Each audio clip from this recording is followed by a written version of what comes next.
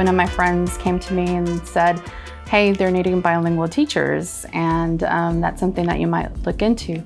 I went to an information session that the College of Education had at the time at Tech, and there was just something that was really resonating with me, like, oh my gosh, I remember growing up and not being able to speak Spanish or English and having a hard time in school. And so the way that they were describing it and just how important bilingual education was for this area, I was like, man, this is really something that I could go into. By that time, they were getting ready to place everybody. And instead of going to Friendship, I came here to Lubbock ISD. I taught kindergarten for 6 years in dual. I taught third grade dual for 3 years. And then I got the opportunity because I had always said I wanted to go into administration. I wanted to run a bilingual school one day. I never thought it would be where I was homegrown. To me, I always tell people this is my dream job because I've seen the program grow. I've seen it develop.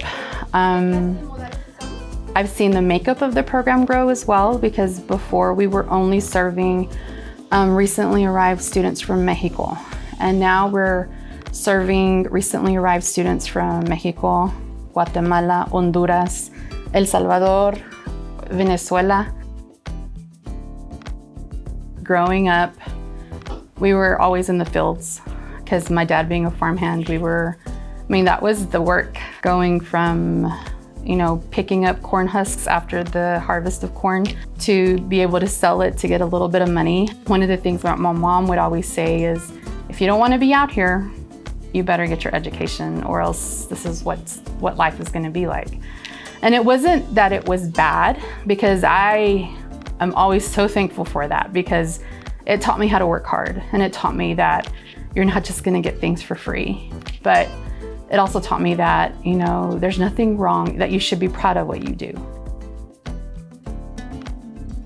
There's a saying, nuestros hijos son nuestro último respiración, which is our sons and our daughters are our last breath of air.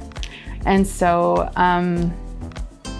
I just feel like many times the sky's the limit for us, but it takes us believing that with ourselves to be able to overcome obstacles of being a woman of color, being a woman that whose first language was not English.